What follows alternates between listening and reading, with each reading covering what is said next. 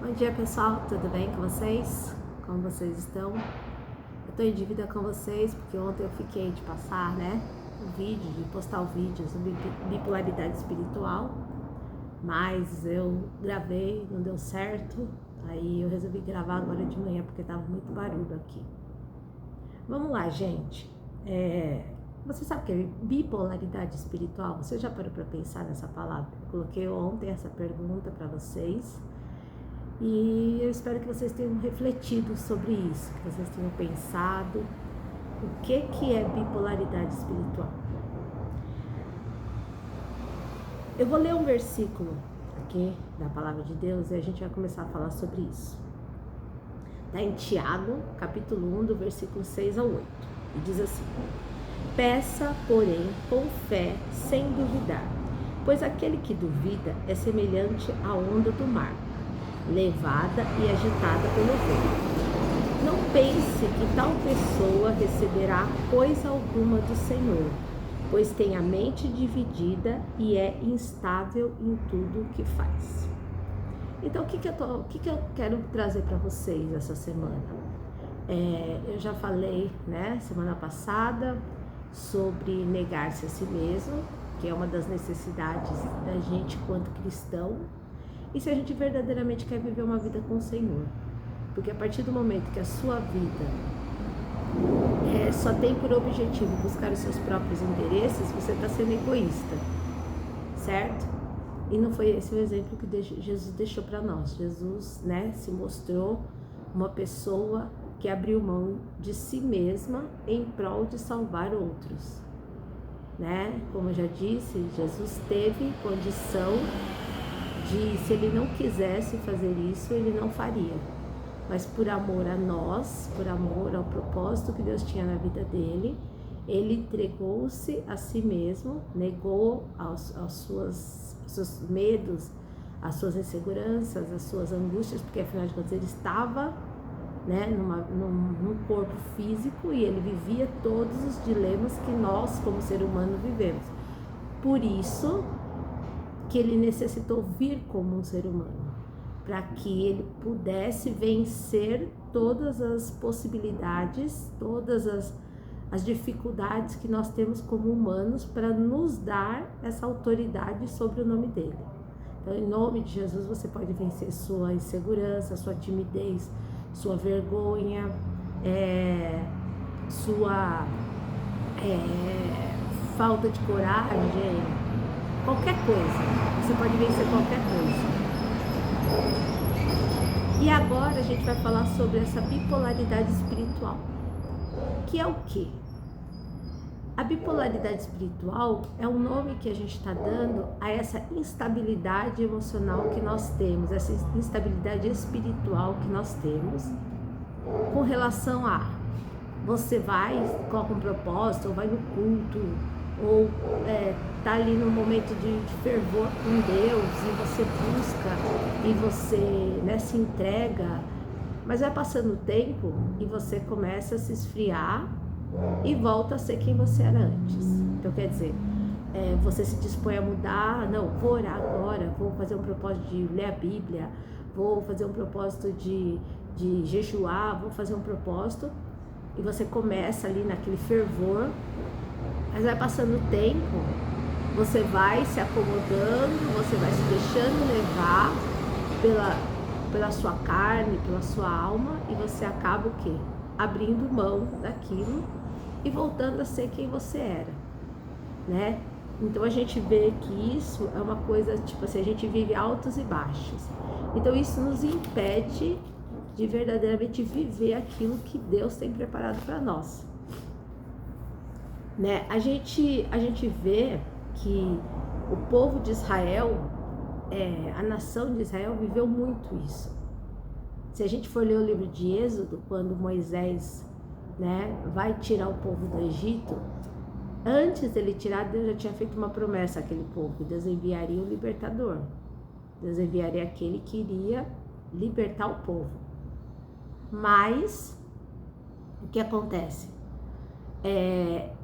Deus manda Moisés vai, chega lá como libertador, faz a promessa da libertação, começa a cumprir a promessa da libertação, e aquele povo vê maravilhas, vê as 10 pragas se manifestarem, né?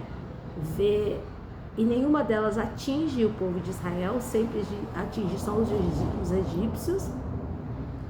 Aí até que na última praga, Faraó os permite ir embora, eles vão embora, debaixo daquela maravilha que eles viram. Em seguida, a gente vê que eles vão à beira do mar vermelho.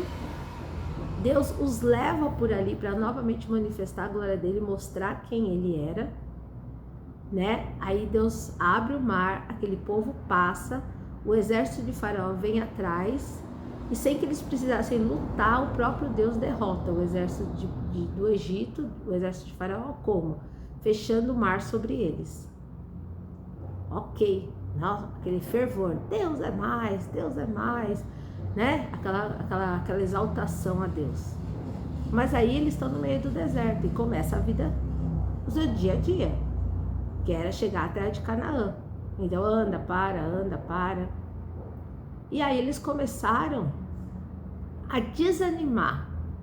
Começou aquele fato que foi naquele primeiro momento uma coisa tão gloriosa para eles, começou a se tornar uma coisa lá longe. Aconteceu, foi bom, a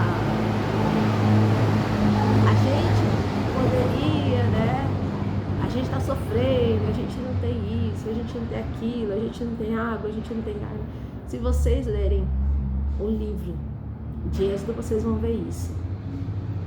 E Deus, todas as vezes que aquele povo se levantava em reclamação, em murmuração, Deus ia lá e fazia uma obra de milagre.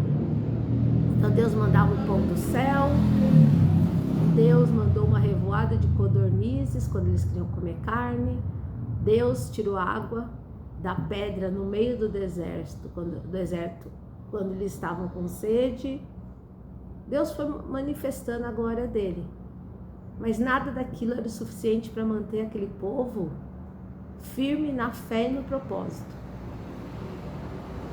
E aí a gente vê o ápice dessa situação quando em Êxodo capítulo 20, a gente vê que Deus vai lá em Êxodo capítulo 20, versículo 19, diz assim.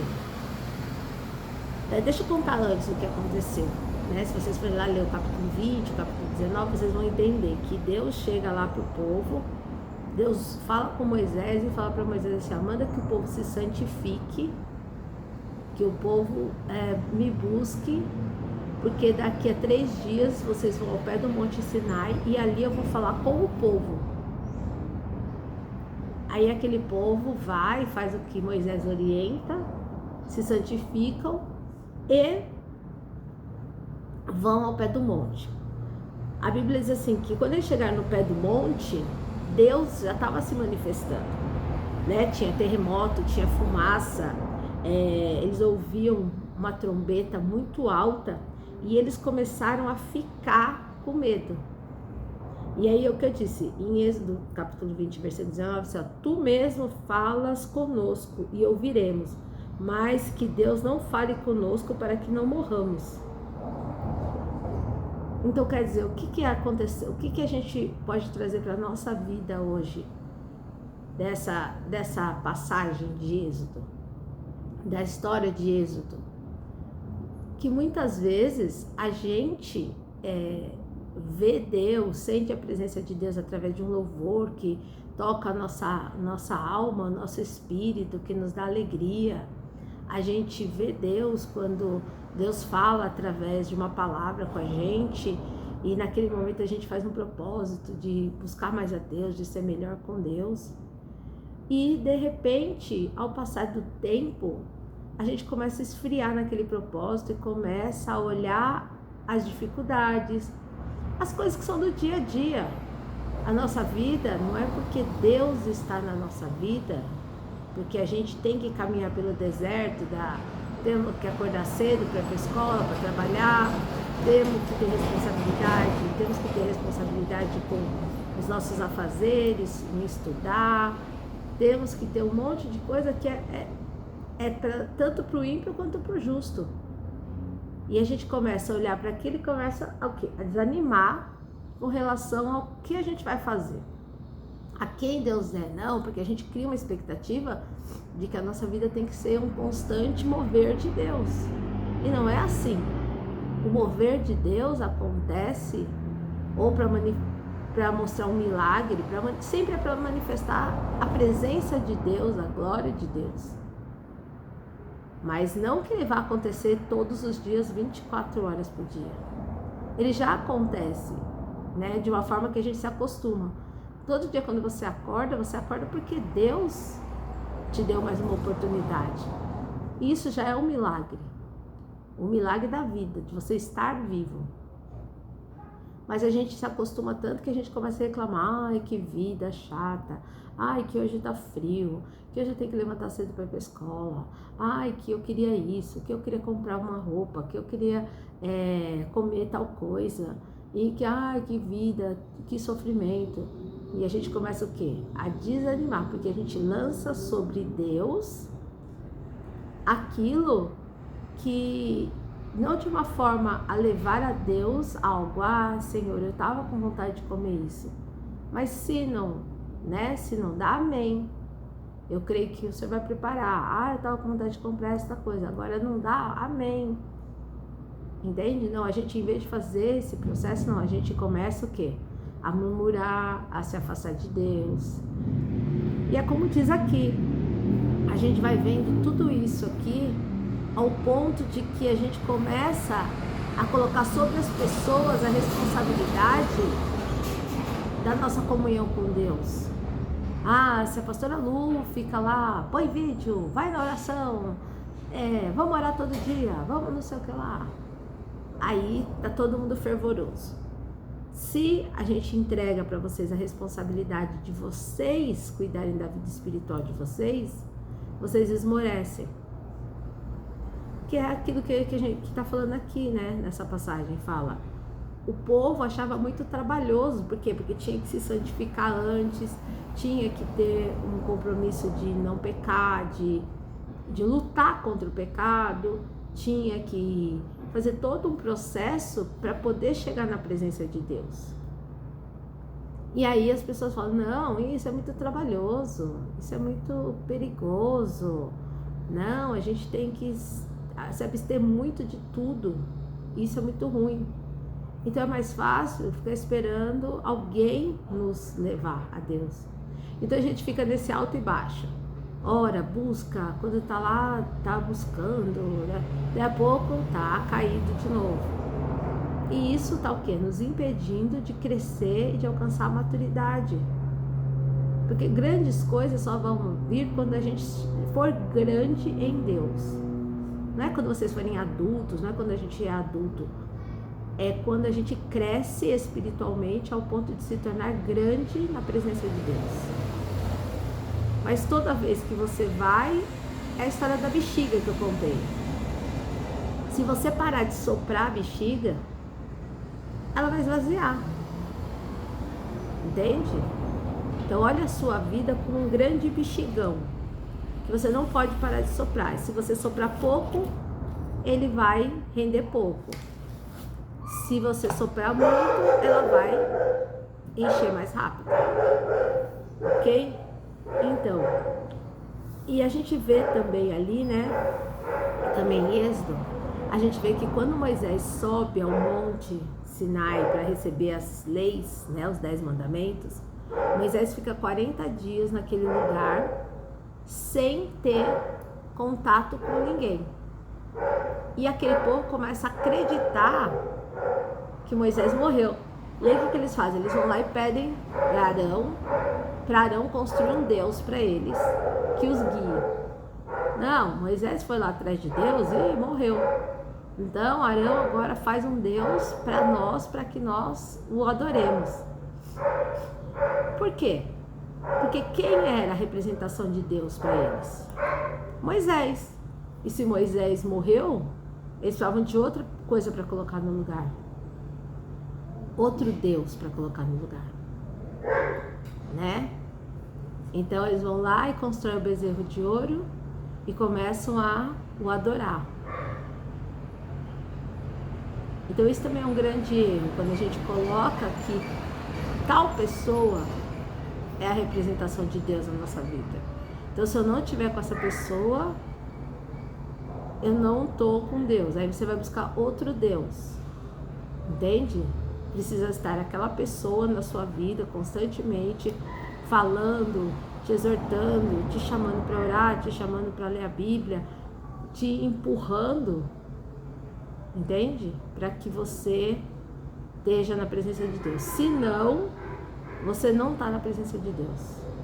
Você acaba se desviando e indo adorar outros deuses. Então, que você consiga pensar na sua vida hoje e ver os altos e baixos da sua vida. Que você consiga perceber aonde você tem vivido esses momentos. E você tem dependido de quê ou de quem para estar nos lugares altos, né? Você consegue ouvir a voz de Deus sozinho, né? Quando foi a última vez que Deus falou com você sem você depender de um profeta, de uma música, de uma palavra, né? Assim, de você ouvir uma pregação. Quando foi a última vez que Deus falou com você? Vocês lembram aquele louvor, né? Eu vou subir o monte que muitos desistiram e vou ficar lá até te encontrar.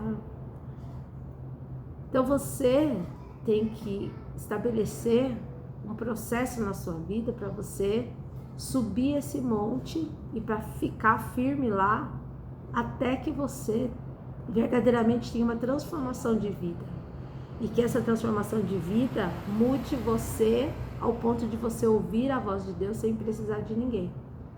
Não faça como os israelitas, não entregue para pessoas o poder que Deus te dá de ouvir a Ele, de ser dirigido por Ele, de viver a glória, a manifestação do poder dEle na sua vida. Amém? Eu vou deixar uma oração em seguida, tá? E aí vocês orem ela e meditem sobre o que nós estamos falando, amém? A próxima ministração que eu vou trazer é sobre sermos mornos, tá? Então, talvez quinta-feira eu traga essa palavra para vocês. Amém? Fica com Deus, Deus abençoe, a paz do Senhor.